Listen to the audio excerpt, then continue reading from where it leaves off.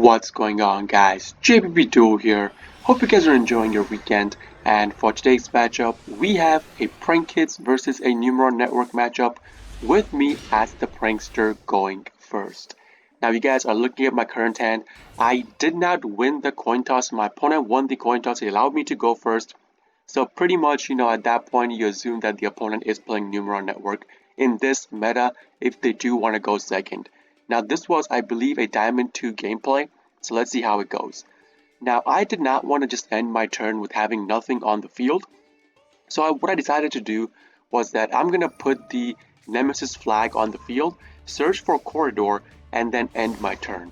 This way, we do have the Lancia in our hand, so I'm going to preemptively pop the Lancia on the opponent's turn, so that way, if they are playing some sort of go second flu or some version, this allows us to push past our opponent's turn. So Artifact Lancia preemptively, my opponent decides to activate the Goblin, gives me 1k life point, draws a card. At that point, I just go ahead and Drool and Lockbird my opponent. I do not want my opponent drawing any more cards. So let's see how it goes. He had Numeron Wall in his hand, so that's going to put Numeron Network on the field. And at this point, I thought that maybe I am just dead, because his cards do get boosted up to 8k attack.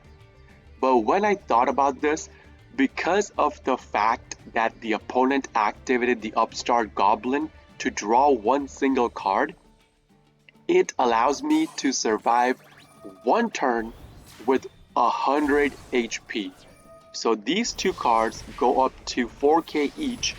He did not have a limit removal in his hand, so we end up surviving with 100 life points, which is insane. The Upstart Goblin actually helped us survive the opponent's OTK from the Numeron Network. Now, the opponent decides to go into Sunya. I don't know why, because we did activate the Lancia, right? We preemptively popped the Lancia in the opponent's draw phase, so that means Sunya cannot be activated. This card states during the you could activate it, banish all the cards, and then burn your opponent if you have the Numeron Network on the field for 3k equal to the amount of cards Xyz you banished, right? But since the Lancia went through, he cannot get the Shunya's effect. So Shunya just stays on the field.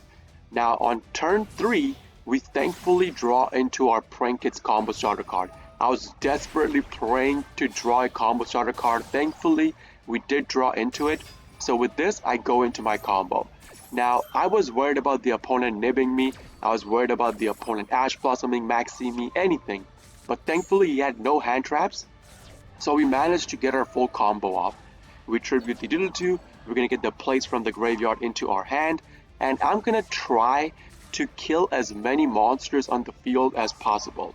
Now keep in mind, these cards are immune to destruction through battle, so we can just whack into them and burn our opponent's life points, but we cannot destroy them through battle. So I cannot OTK my opponent. I was thinking about whether I could OTK my opponent this turn itself, but it turns out I couldn't.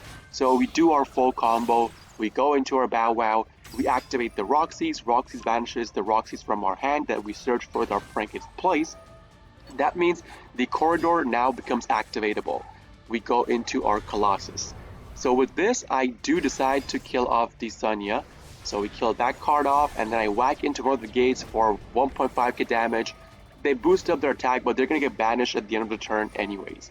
So we activate our Prank Kids Pranks, recycle 3 cards, draw into an Ash Blossom. Pretty useless card against Numeron Network, but that's okay. Opponent's draw phase, we activate Bow Wow. We get our 2 cards from the graveyard into our hand for our Butler combo. So that goes through, really good for us. The opponent activates Numeron Network, to which we chainlink our Pandemonium because we do not want the opponent to put gates on the field. If he manages to put gates on the field, we are dead. So I'm again hoping for this guy to not have Forbidden Droplet.